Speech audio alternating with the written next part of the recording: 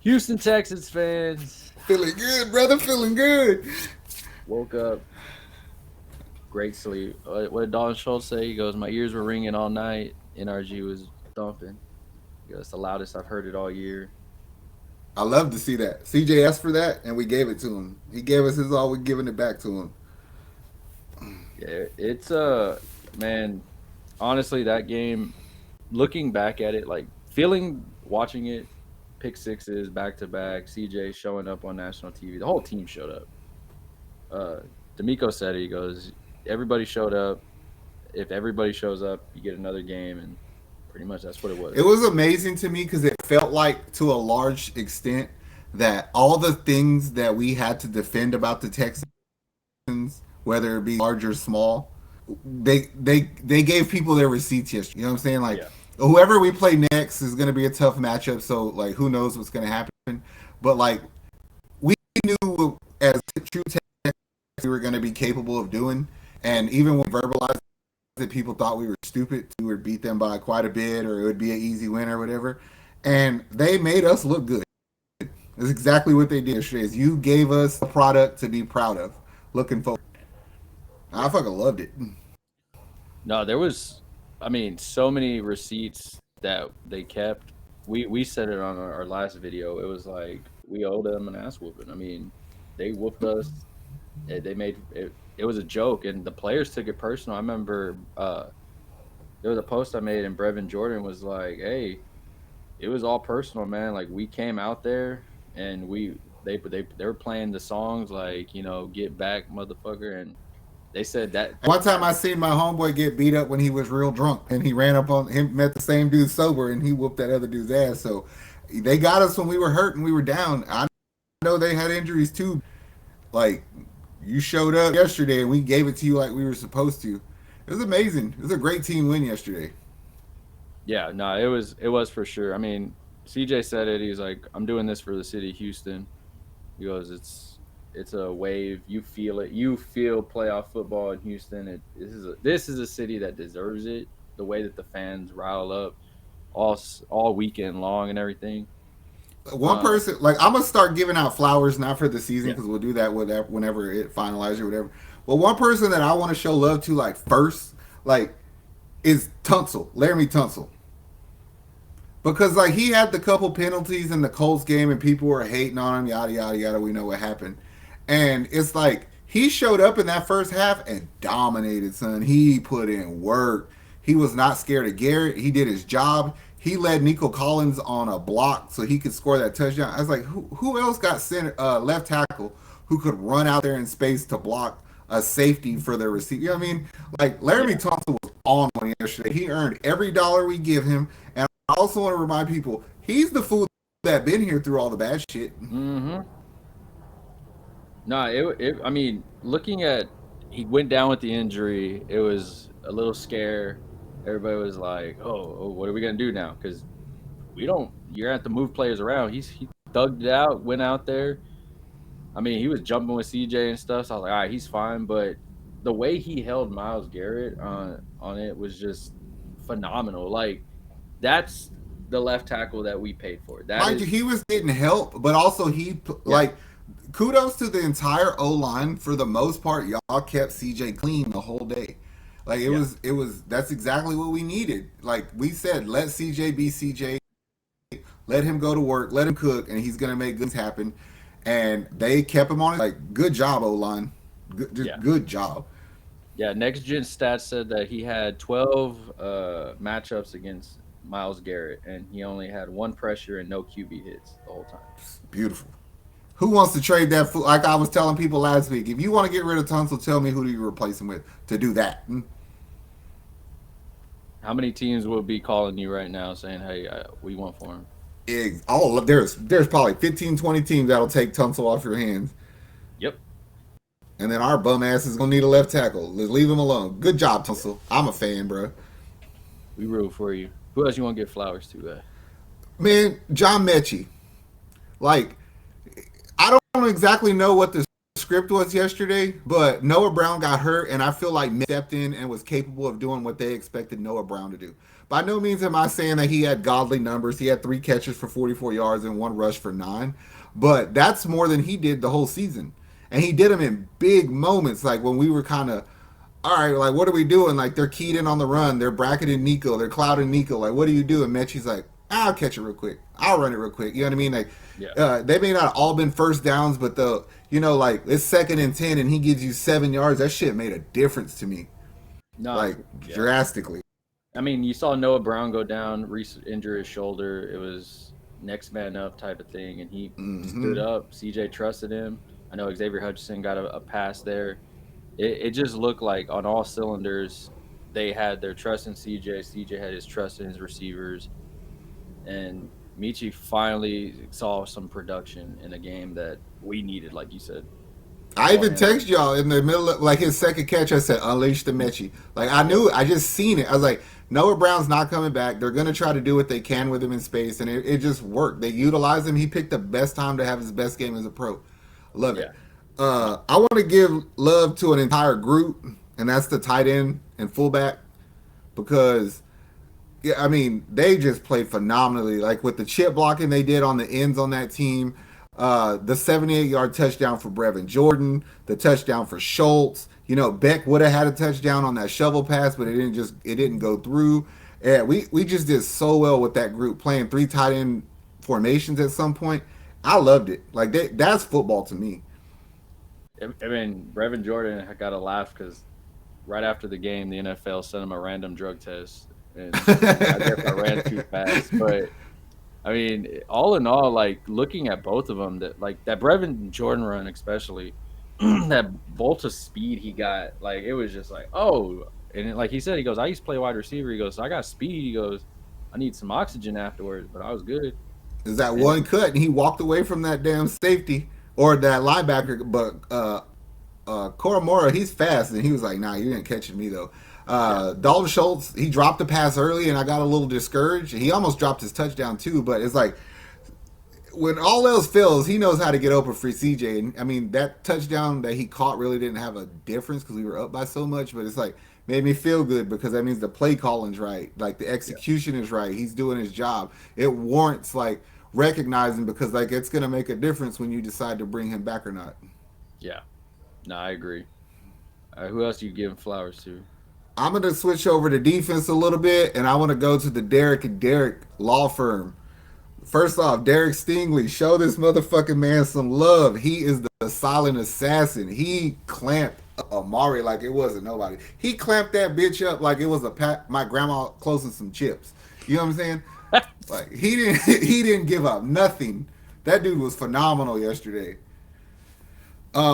The other Derek Barnett, when the late in that game when we were generating pressures, I told you I said I had a feeling that Flacco's about to start throwing picks, right? Yeah, So they got a sack on him, and then Flacco stopped rolling. He climbed the pocket and stand there. And Barnett, they were like, "You ain't shit. You're just a runoff that they got from Philly." Pressure. He had a sack and a half, and I was like, "Good job, Derek Barnett," because they're so worried about these other fools over here, Will Anderson and Malik Collins and Sheldon Rankins, that they're giving you the ones, and you made the most of it. And that was the pressure that fucking made Flacco throw picks. So Derek Barnett and Derek Stingley, good shit, bro. everybody was calling for Stingley to pretty much lock up Amari Cooper in this game Mm-hmm. after his 200 whatever. I mean, and the matchups, most of it, 80% of Flacco's drawbacks. Like, Cooper didn't have a single catch on him.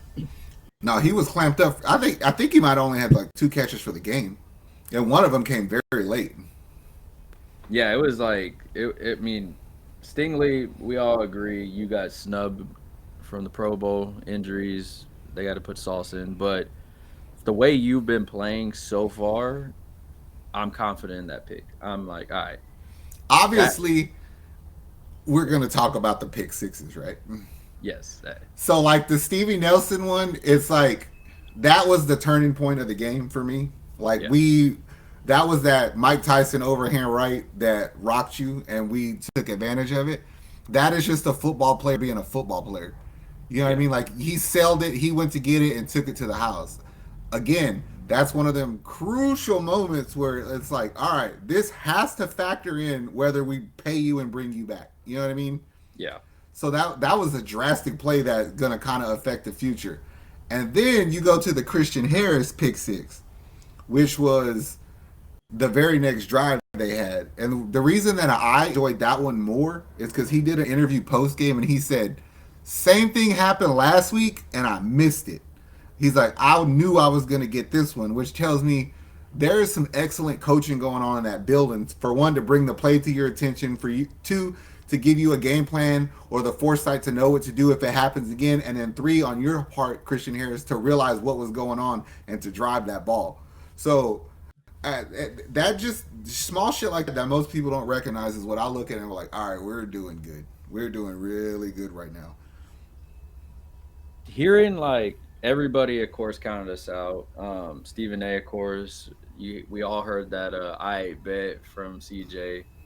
It was pretty much Houston versus everybody. We've been here before as Astros Mm-hmm. fans. I mean, it's pretty much always Houston against the world. But a lot of people yesterday, I mean, been lucky enough to see CJ play this whole season. A lot of people are barely seeing 2 games of him so far, and there's a lot of people who are like, "Yo, this dude's a star. This dude's a stud. This guy can play." And I know we'll do a video on CJ himself because that warrants his own video. But there's a lot of people now on the Texans bandwagon, like, "Yo, this the way that they're playing when they're hitting on all cylinders." We said it in the beginning of the year. Our special teams with Frank Ross has been amazing, and it's still sticking up to that. He knows how to put guys in their spots. The defense with D'Amico is looking great. Bobby Slovic and CJ, I don't know what y'all are cooking, but keep that shit in that kitchen. Yep. And it just feels right, even bar injuries and everything. Everybody's buying Speaking of in. Slowick, I that dude is good, bro. I know there's people who don't like him, but that he called three of the worst plays imaginable on our first drive when we got down to the goal line, and we ended up kicking the field goal. And I even texted you, and I was like, three of the worst play calls ever. And you were like, yeah. But from that point forward until we got a substantial lead, I would dare say Bobby Slowick's play calling was masterful. Like he knew what to run and when to run it. Uh, I just love it. Like it's gonna, I'm gonna hate to see him go one day. Like yesterday's game might make me wrong, and people might want him sooner than later. There's a lot of coaching opportunities. Depending on, I mean, what we're seeing, there might be a team that takes a shot at him. Oh, I I heard the mean, Commanders are kind of like in love with him right now. yeah, and I mean, hopefully for if he does it, hey, I get it. But if not, hopefully he's like, I'm just doing this kind of like we saw with Joe Espada. Like I'm gonna do the interview, but it's kind of a lot because like a lot of people say head coaching is not just running the team; it's running the team, play calling. It's a lot of stuff. Us just having this little small conversation about it for some reason, it reminded me of something CJ said yesterday. Anybody who's not a fan of CJ Stroud as a person, as a man, you're a fucking idiot. Because yesterday, somebody asked something about CJ Stroud about the Texans moving forward, barring the fact that we don't do so well next week. And he said, I'm not worried about that. I'm worried about next week because that and this win, because this win gives me the chance to play next week with my brothers, which are on this team. He's like, who knows who's going to be on this team next year, but I know for a fact we're going to be together next week. And I was like, that is what that is sports and at its purest form.